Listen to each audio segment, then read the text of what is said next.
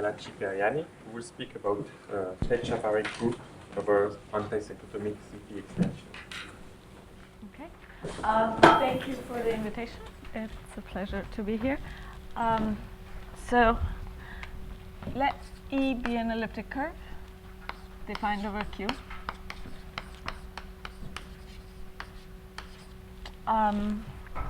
Well, we know that if the analytic rank of E over Q is less than or equal to 1, then SHA is finite.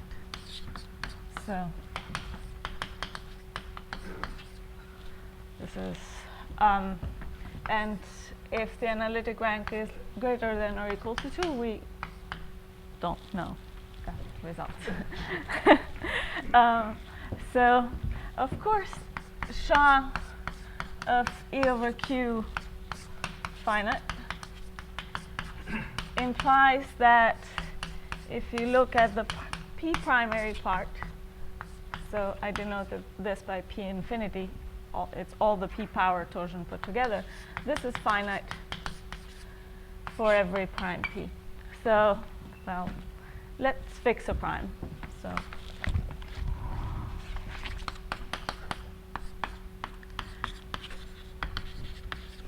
a rational part. And we want to look at this group for now. We can't say very much about it, so let's complicate the situation by choosing a Galois extension and looking at SHA of E over F p infinity. So now we have a bit more structure. So this is a ZP Galois group F over Q module. So this extra structure is useful when you pick the extension appropriately. Otherwise, you can't do anything with it. So pick F to be Q infinity, so the cyclotomic ZP extension.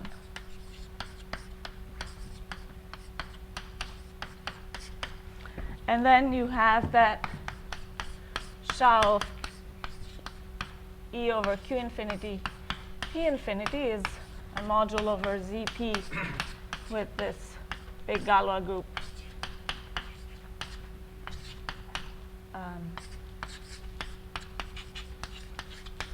And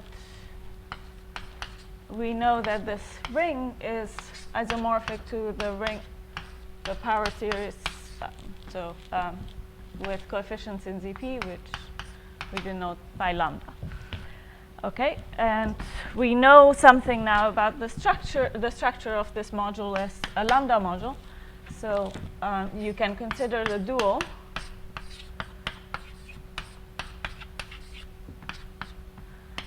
which is just homomorphisms from SHA of E over Q infinity, P infinity to QP mod ZP. And we know that this is a finitely generated lambda module.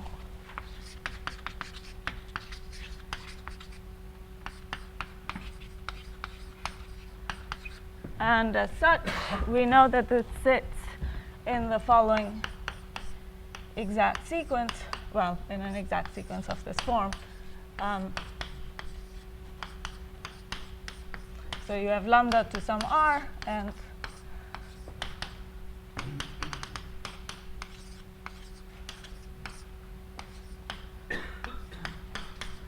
you have finite groups on the other sides. And this R is uniquely determined. So we give it a name, so we call it the lambda corank of SHA.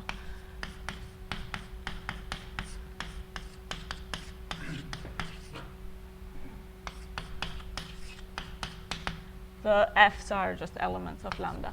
So it's natural to want to understand how big this is as a lambda module. So in particular, you big in this case would mean that you would want, for example, R to be 0. Okay, so you want to know this corank, and the result depends on the reduction of the elliptic curve at P. So if P is ordinary, you know that the corank of SHA of E over Q infinity P infinity is 0. And this is by work of Rubin in '88 for CM elliptic curves, and Kato in general in 2004. If P is supersingular,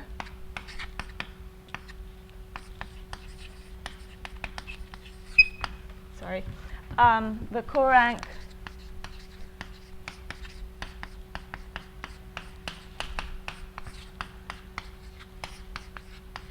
is at least 1, and this is drawing on work of Kato, the opposite order. So Rollish in '84, Schneider '85, and Kato 2004. So this bound is sharp.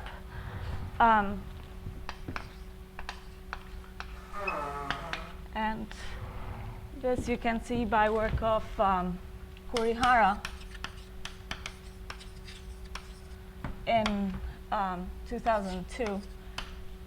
So he assumes that the analytic rank of E over Q is 0, and then he has some other assumptions, and then deduces that the dual of SHA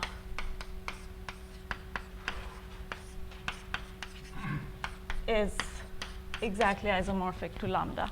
And I mean, his analysis goes much further. Pollack in 2005 gave an algebraic version of this, in which, among other things, he shows that if the algebraic rank is 0, and again some other assumptions, then the same thing happens. Okay, so that's the story if you choose F to be the cyclotomic ZP extension. Now you only have one ZP extension if you start with Q, so let's go from Q to another, so an imaginary quadratic extension. So this is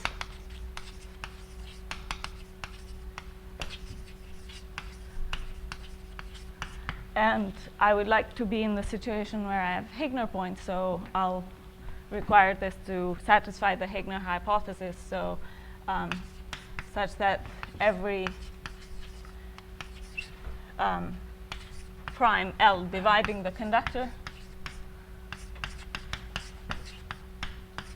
splits. Okay, so now I can pick another ZP extension. Well, there are infinitely many, but I picked the anticyclotomic ZP extension.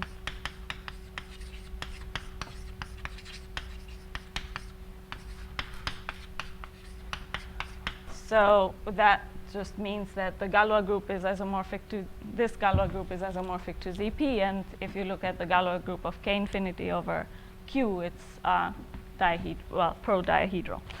So now you can play the same game. You can look at SHA. Okay, I'm told people can't see. Yes.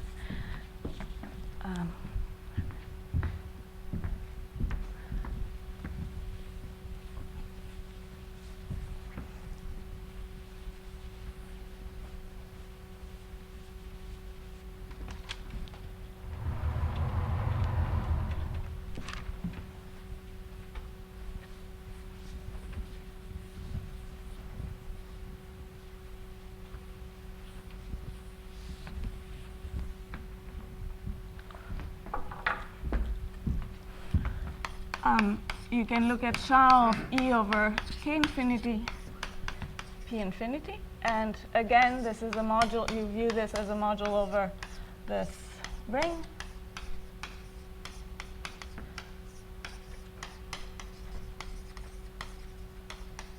Which is isomorphic to lambda.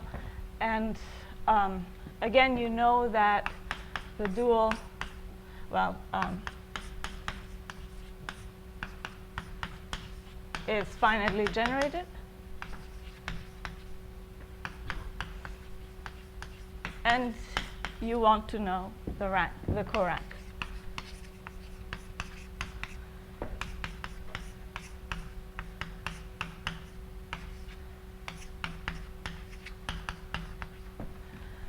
So the situation is similar to the one for the cyclotomic ZP extension in the sense that the analysis splits depending on the reduction of the elliptic curve at P. So, sorry.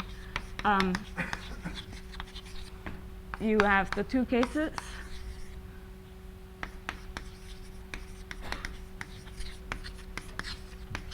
But in this situation, in both cases, the corank turns out to be 0.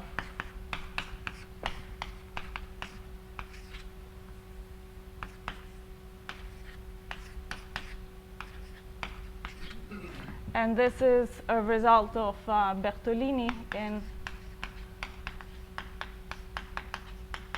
in 95. And I showed this in 2009. I mean, in a paper that's appeared.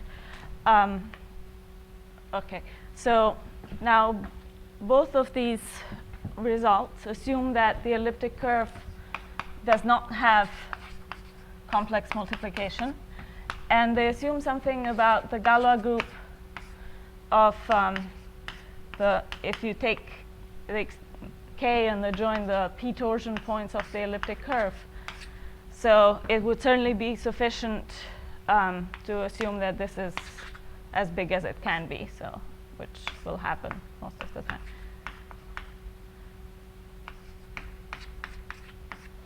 So these are conditions. OK.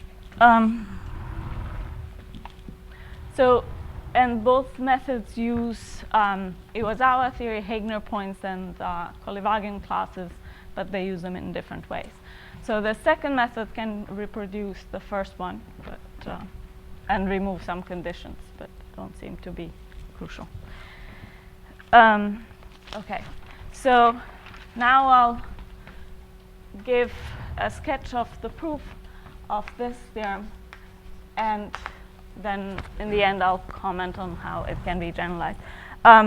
So the published version assumes also that P splits in K over Q, which doesn't, well, I can now remove as a condition.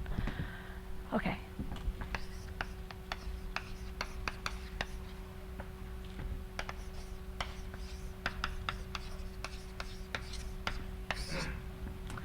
So the idea is the following. So the Tate-Shafarevich group sits in this exact sequence.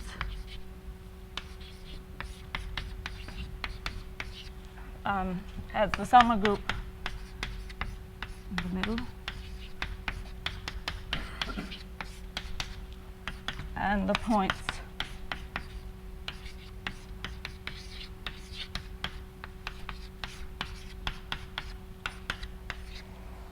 so we will show that the corank of the Selma group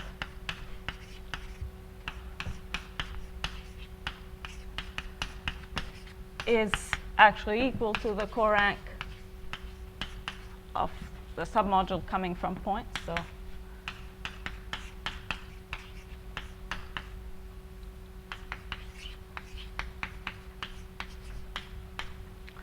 and then this implies what we want.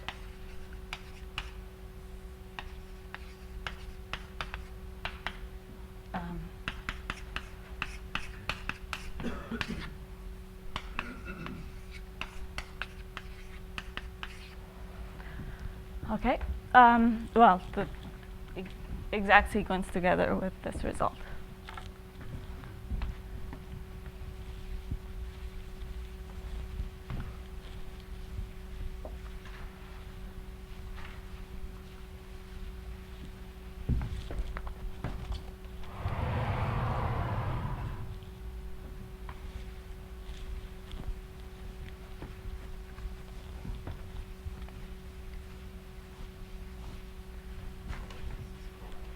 Sorry? Oh, 2. It would be 1 if P were ordinary. So, okay, so we have the ZB extension, and the intermediate layers we'll call Kn. So this Galois group is isomorphic to Z mod P to the n. So you can view the Tate-Shafarevich group that we're looking at as the direct limit of the Tate-Shafarevich groups over these intermediate fields, and you can take the P to the n torsion. Okay. Again, you have a similar exact sequence.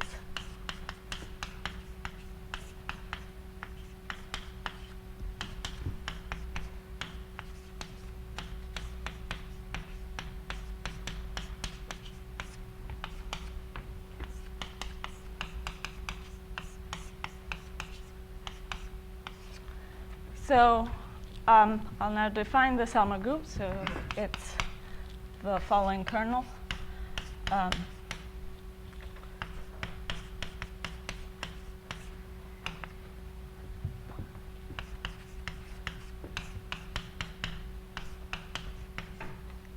So you take the full H1 and you map it to the local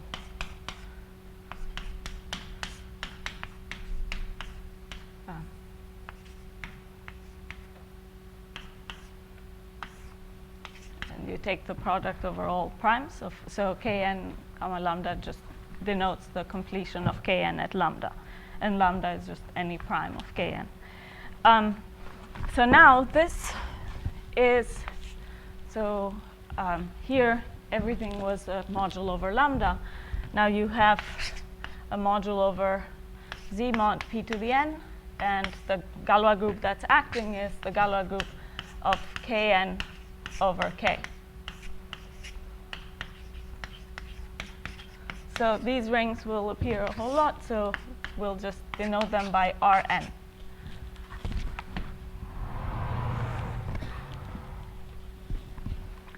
All right.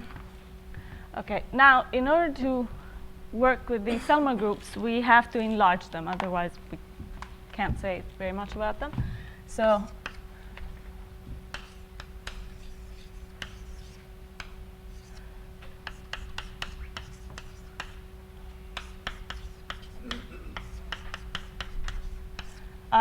and how do you enlarge them? You enlarge them by removing some of these conditions that appear here. So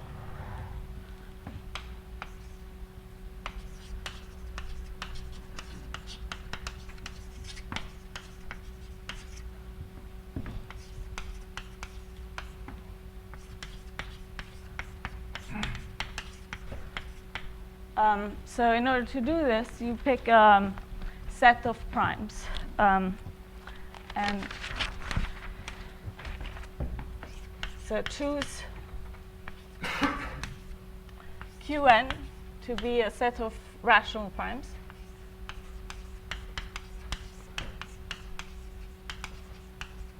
Satisfying the following conditions. So the first condition is that every prime in Qn splits, is inert in K over Q.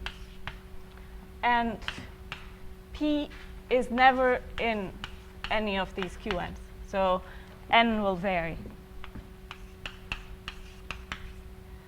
Then the second condition says that I can look at the elliptic curve over KL. So L is a prime of a rational prime, but it's inert, so I'm denoting it by the same thing, and this is the completion of K at this prime. And you can look at the P infinity torsion here, and I require this to be the maximum possible Pn torsion. So this is equal to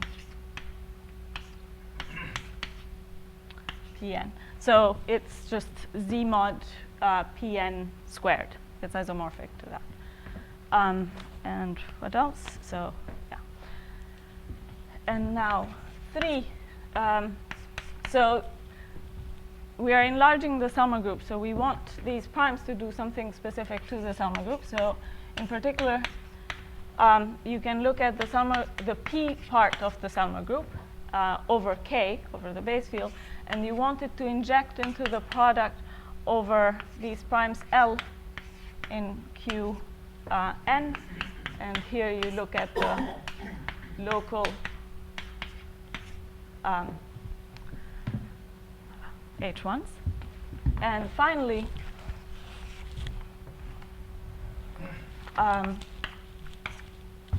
so this set Qn, you can choose a set of any size for any n you like with these properties. But I want the size of Qn to be independent, finite and independent of n. Okay, so let me say something about these choices.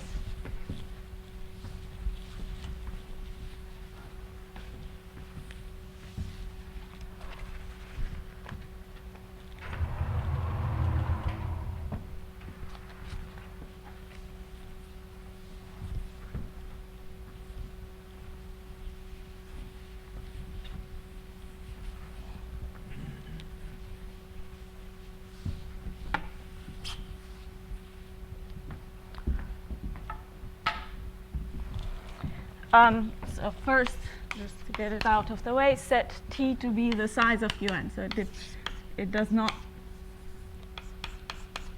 depend on n.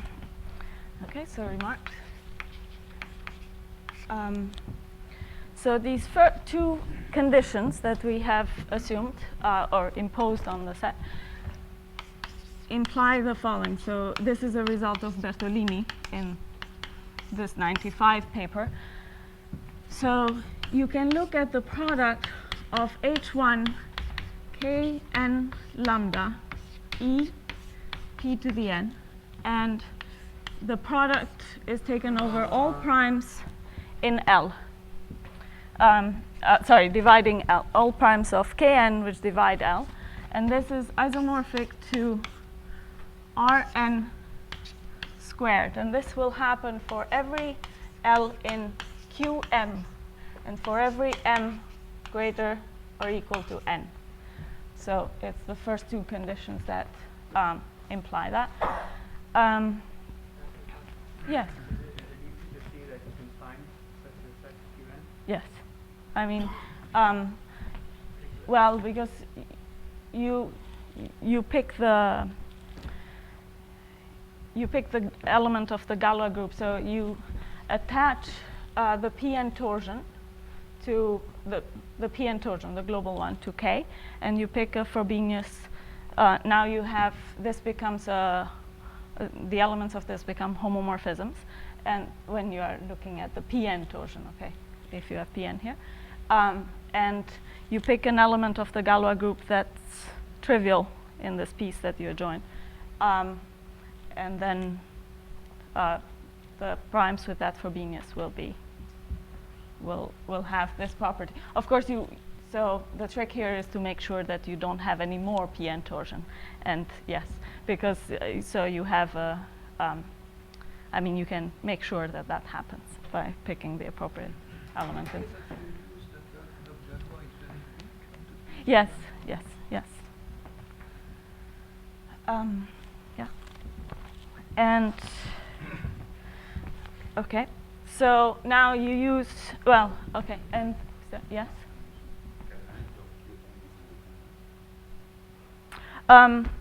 Yes, because you see the size of Q is only dependent on this. You see, you can pick a prime that's inert. You can pick a prime with this property that's not affecting the size. This is what controls the size, and this doesn't depend on n.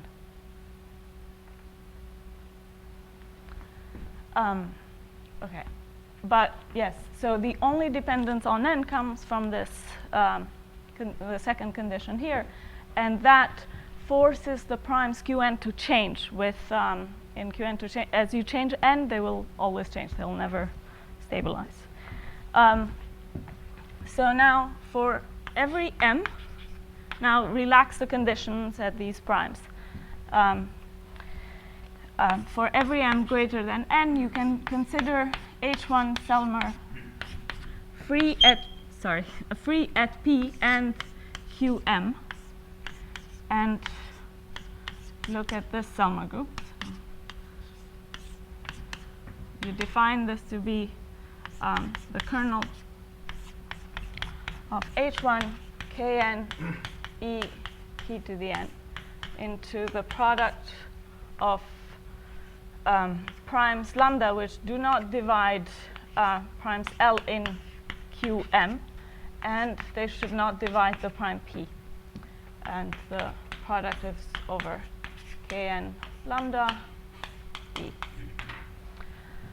Now, what do you, sorry? Not dividing. Not dividing, thank you. So what do you know about these modules? You can compute their sizes. So these are Rn modules now, again.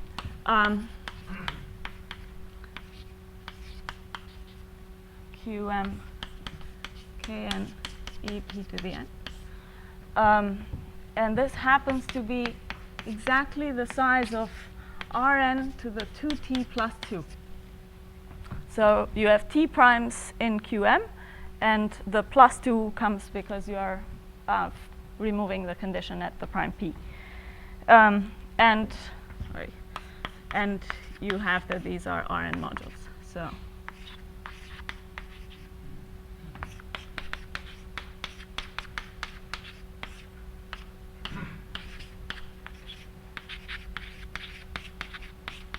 So this is the situation you have for every m greater than n. So fix n, you have infinitely many Rn modules of the same size. And so infinitely many of them, so this is what follows.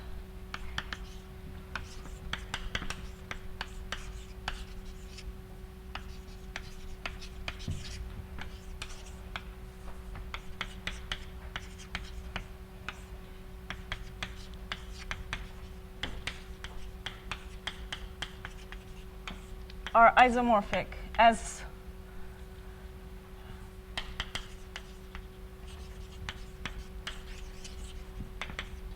Rn modules.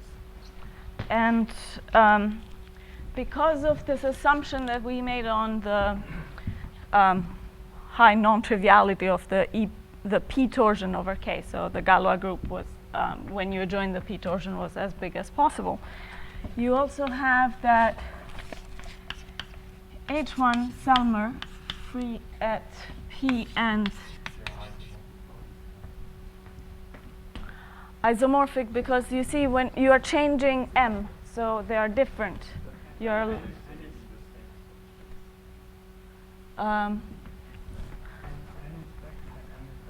yes. So, but it's not going to necessarily be the case for every M that they are isomorphic, but for infinitely many M, yeah, these are isomorphic.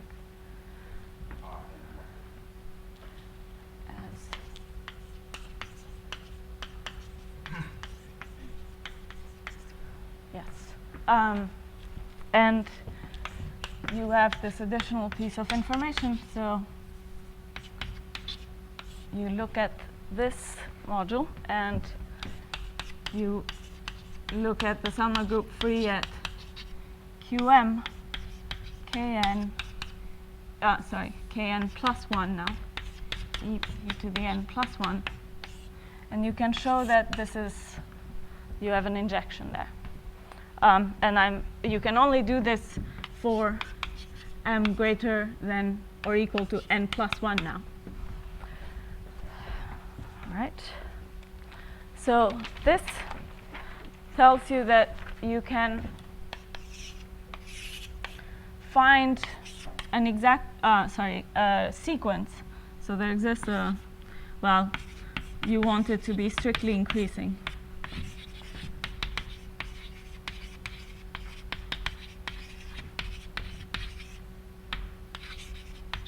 Kn, such that the following happens.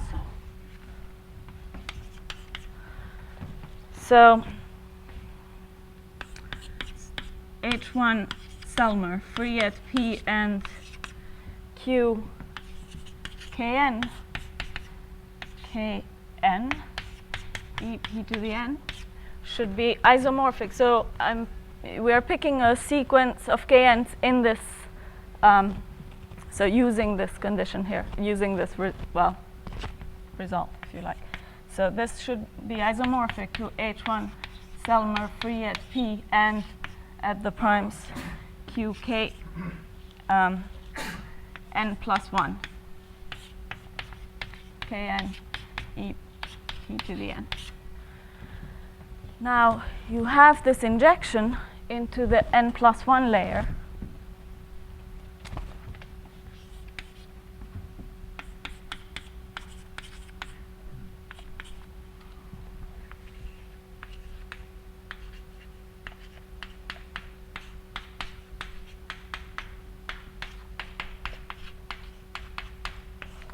So now this isomorphism, you know it exists, but you don't know anything about it besides that. This now gives you an injection from the nth layer with ramification at these primes to the n plus 1 layer with ramification at a new set of primes. And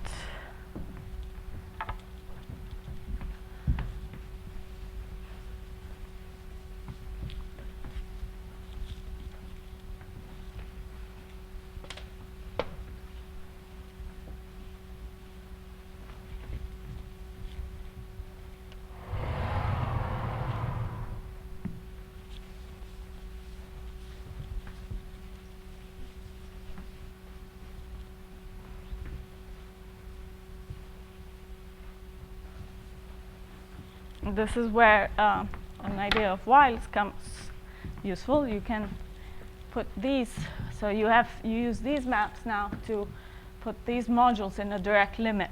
So you can define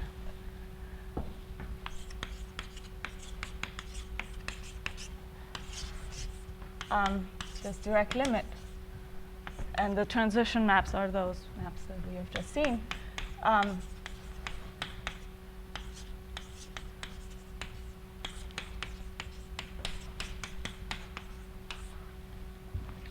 You analyze this new module now, and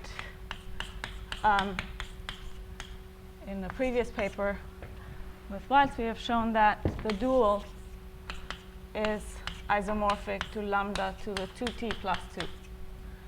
Exactly. So now we really want to understand these modules, not necessarily for all m. But so we'll use this theorem to pull the information down to say something about those modules. So what do we know? We know that if you take the torsion, so G is a generator of the Galois group. So if you take this torsion of the module M, inside there you have H1 Selmer P union Q general QK M Kn e p to the n. And well, we have this result that the size of the Selmer group free at p and q km kn e p to the n is exactly equal to the size of Rn to 2t plus 2. So now the theorem together with these two facts tells you that H1 Selmer P union Q K M K N E P to the N is exactly isomorphic to Rn to 2t plus 2. And this will be for every m greater than n.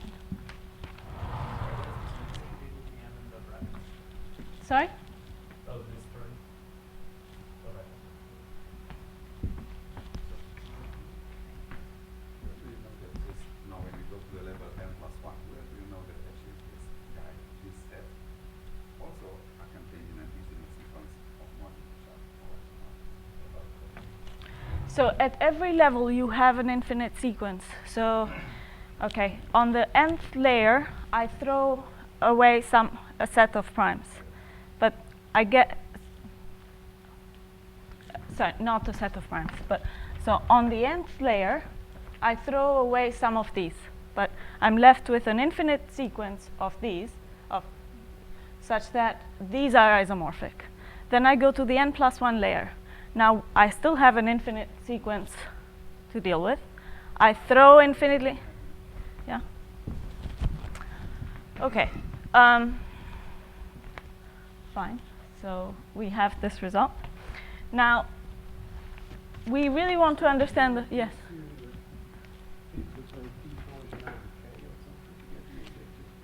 Yes, yes.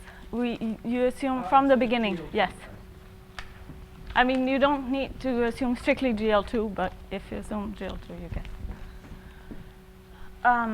Okay, so we want to see the Selmer group, right? And here we have much more. So we'll now use this result of Bertolini, which gives you the following. So you have these maps.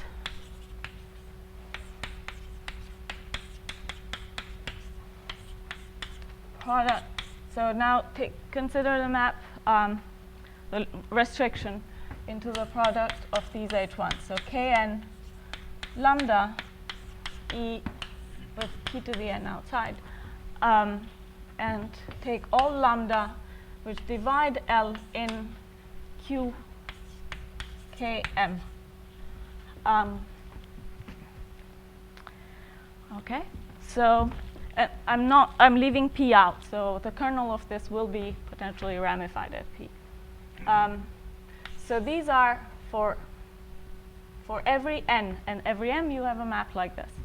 So let me call them.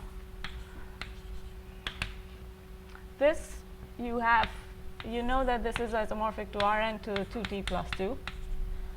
And you know that this other piece is isomorphic to, so for if you fix L, then you know that it's isomorphic to Rn to the squared. And now you have t different L. So you have, for every m you have a map from Rn to 2t plus 2 to Rn to 2t. So you have infinitely many maps. These are finite modules. And so notice that the kernel of phi and m is equal, or isomorphic to H1 Selmer free at p kn e p to the n, and that it's independent of m. So all this happens for every m greater or equal to n. Okay, so you have infinitely many maps. You can assume that they are all equal. Otherwise, you restrict to a subsequence of these primes, of these m's. So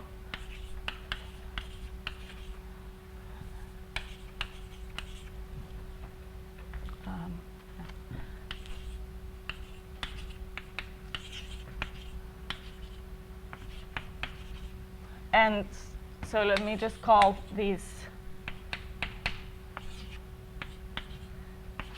I'll just call them by the same name, phi n. Okay, so what do we have? Now you want to put these maps together. So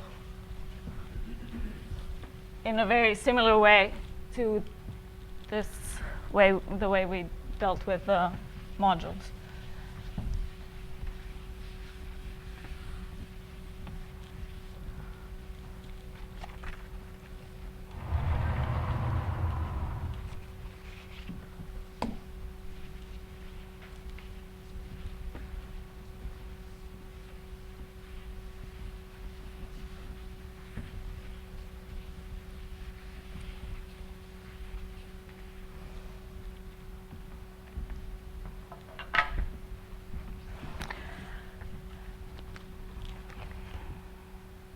So we have the following.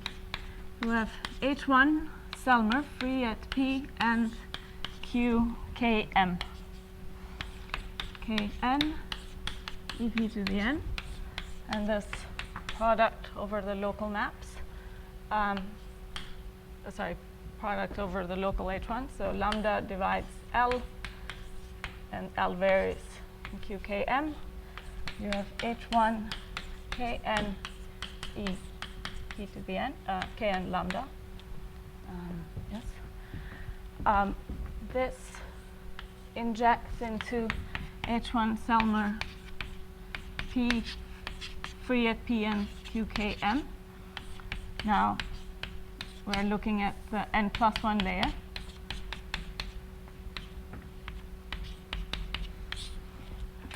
And for this, you have to assume that m is greater or equal to n+1 in order to write this down.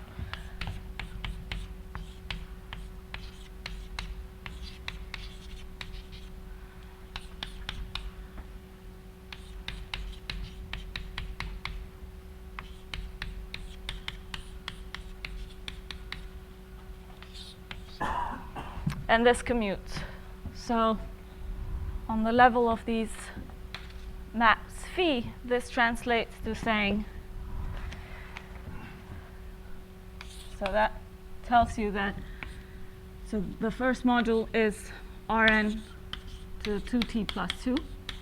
This goes to Rn to the 2t under the map, by the map phi n. This injects into Rn plus 1 to the 2t plus 2.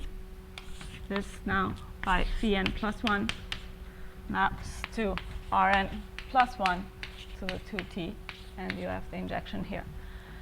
So now you can consider the direct limit. So call this phi of these phi n's, and it goes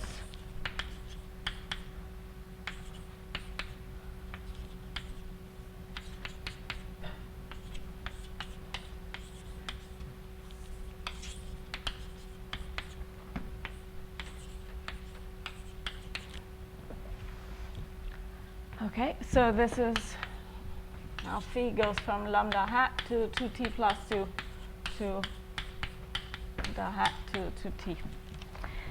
And all this to say, to notice the following.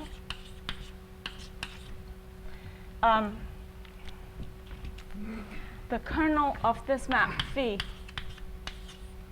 is, so the kernel of each Vn was isomorphic to the Selmer group, the nth layer Selmer group free at P.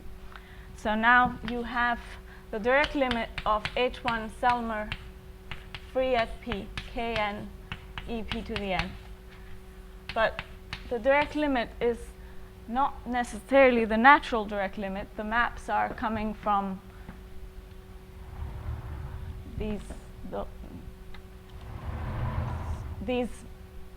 well, so you had the the nth layer ramified at Km mapping into the n+1 layer ramifying at Km plus 1. So you don't necessarily get the natural maps, but you know that these maps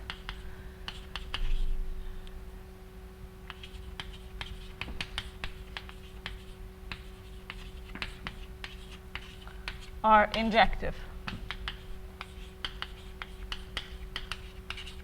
which then tells you that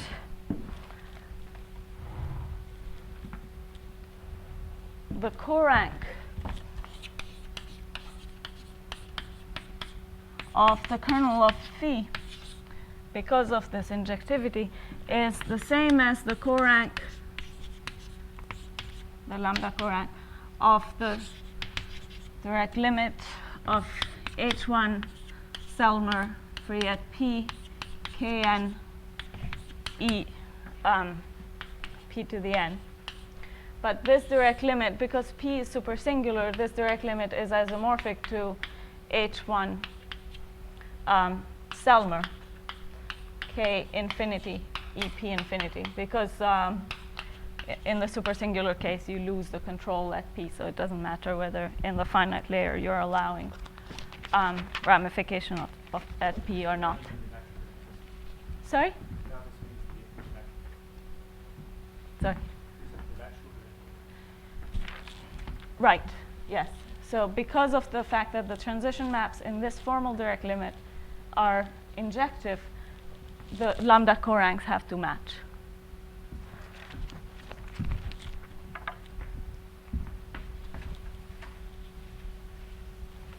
So now you want to say something about the corank of the kernel of this phi.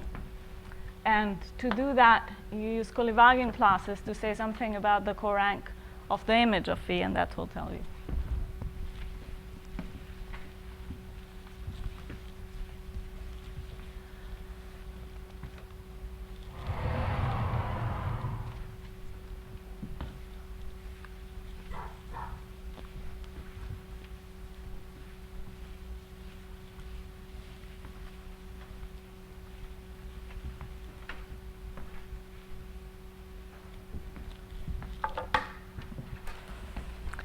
Okay. All right. So I need to analyze the image of phi. In order to do that, I will have to use Kolyvagin classes because they are ramified. So Kolyvagin classes, you construct them using primes, which will end up being in here. And so then these Kolyvagin classes live in there, and if you pick the primes carefully and you know something about Higner points, you understand the image of these Kolyvagin classes under this map. So you understand what you get on this side. So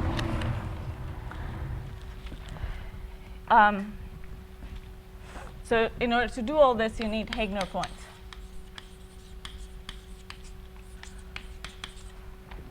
And these are points which are defined, so on the elliptic curve, defined over Kn. A priori, they could be zero torsion.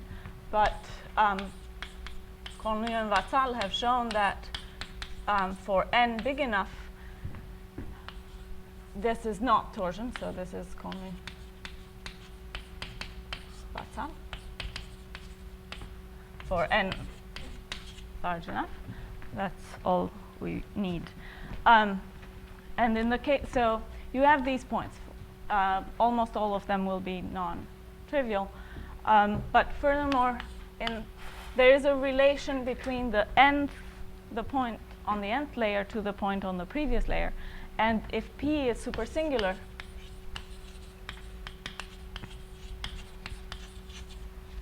that you can see that the trace from the layer, let's say Kn plus 1 to Kn of the point, well, let me say Kn to Kn minus 1 of the point alpha n is equal to minus alpha n minus 2.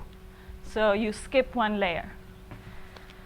So now, using this, you can play a local game to understand what these points give you.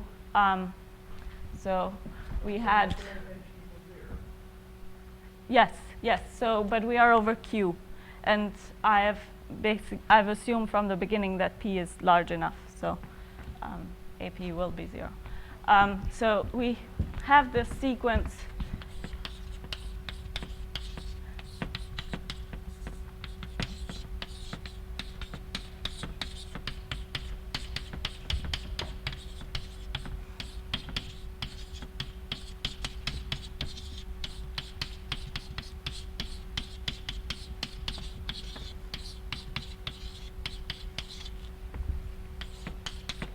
And these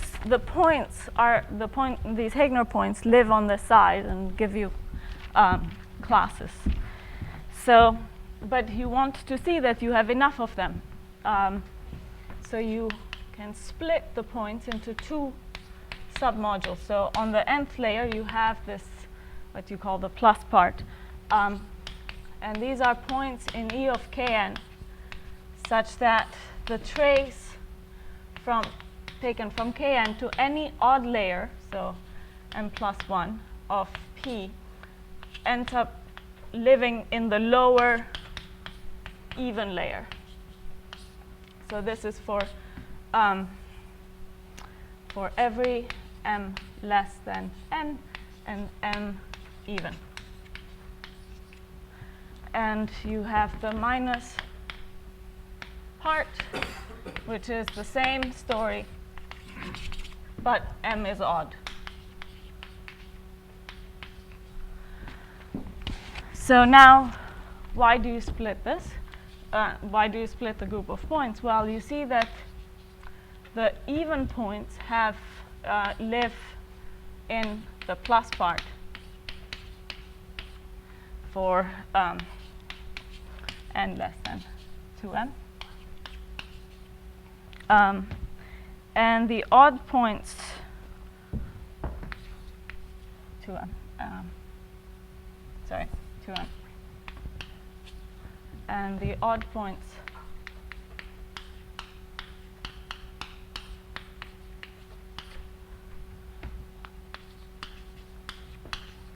live on the odd part, and the minus part, and the fact that you know that these points are non-trivial tells you that the corank of the E plus and minus, so each of these k infinity tensor with QP mod ZP is non-zero. So you have non-trivial corank coming from each of these submodules. But a priori, when you then view them inside k infinity, you could get, they could fall on top of one another and just give you corank 1. But that doesn't happen. And to make sure that doesn't happen, you analyze things locally.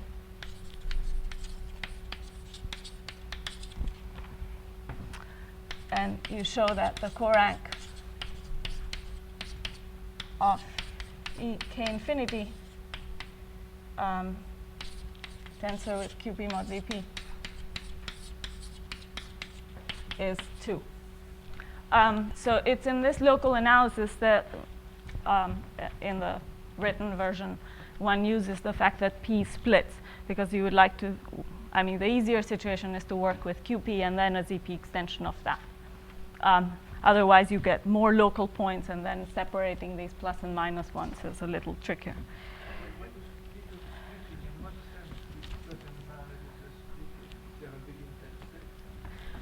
No, so the intersection as points, that you won't have very much, because if you assume that the P torsion is, so this Galois group, when you join the P torsion, is as large as you want it to be, then as points they will not intersect very much.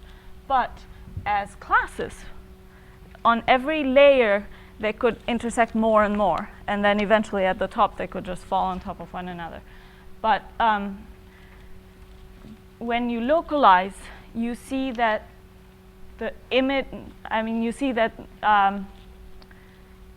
they can't fall on top of one another, because the sum of the coranks would have to be too big, and it isn't somehow. Like, so it's the local game that tells you what you need. So you get at least 2, but then locally you see that you can't have more than 2. Yeah. Okay. So now this part had to be done before I could talk about the image of phi here, because you use the fact that you know that you have this many points in order to understand the image of phi. So now you can talk about Kolyvagin classes. And I won't say very much about what they are, but you use Heegner points to construct them. And for every class, for every prime in the set where I've allowed ramification, you can construct this class C and L, which lives in H1 Selmer free at P and Q, K, M, and it's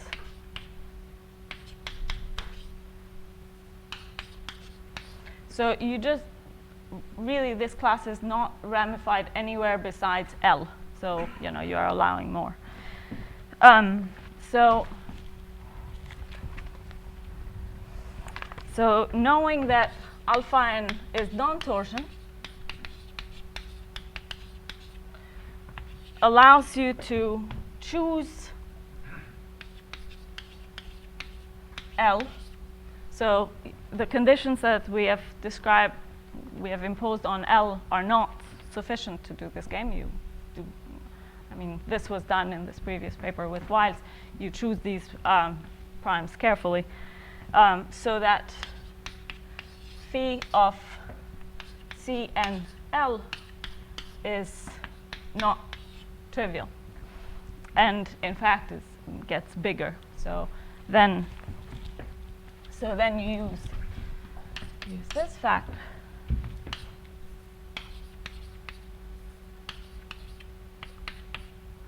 to show that corank, the corank of the image of phi is 2t. So because you get, for every prime here, you get 2 copies of lambda coming from these classes. But you have you have t primes, so then the image ends up having corank 2t. And finally, that tells you that the corank, the lambda corank of this kernel of phi is 2. And so now you are in this situation. The kernel of phi had the same corank as this Selma group, and you had corank 2 coming from the point. So now you know that the corank of Shah is 0, which is what you wanted to show. So you can do this same game starting, so that's the result that I wanted to talk about, starting with Q. But now you can extend. I mean, you don't have to work with Q. You can work with a totally real field and then an imaginary quadratic extension, and then K infinity here. And the same story would go through, but not in the supersingular case, or at least I can't make it work in the supersingular case. But in the ordinary case, so of course starting with Q, you could play the same game and show that Shah, the corank of Shah is trivial, but the method for ordinary goes through in the starting with a totally real field. Oh no, so this is ZP. Yes, no. And it wouldn't necessarily work for any anticyclotomic. It wouldn't necessarily work for any ZP extension. You would have to have that the CM points are non-trivial. And there are some ZP extensions for which that's not going to happen necessarily. And I'll stop here.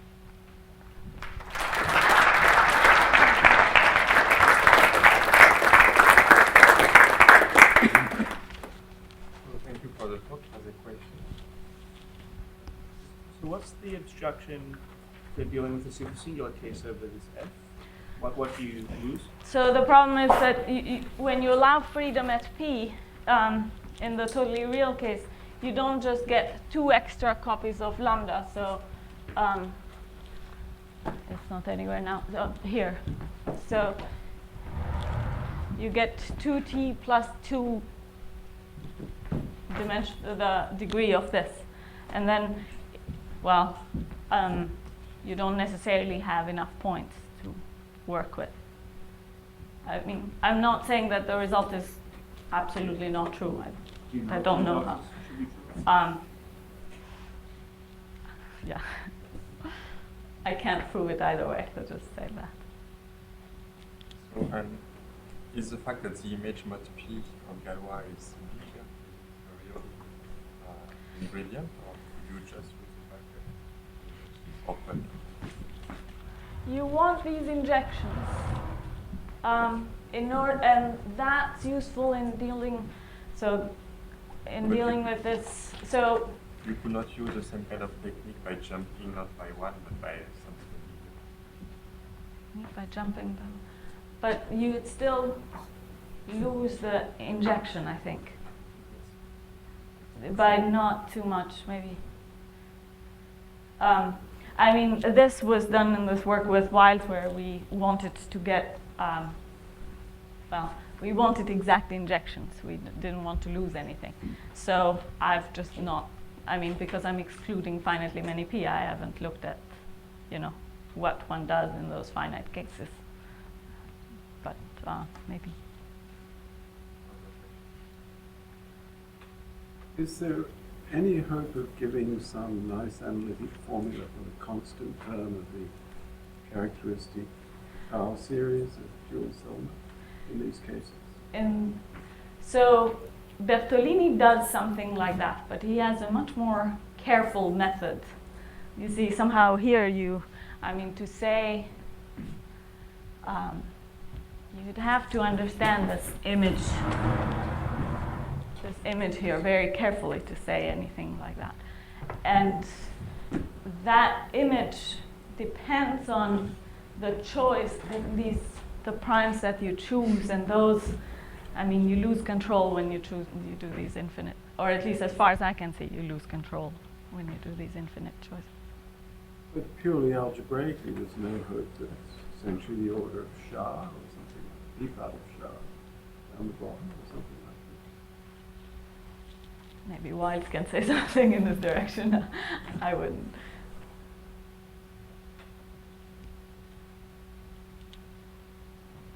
You use strange inductive limit to get nice statement and the limit and then come back at the finite state.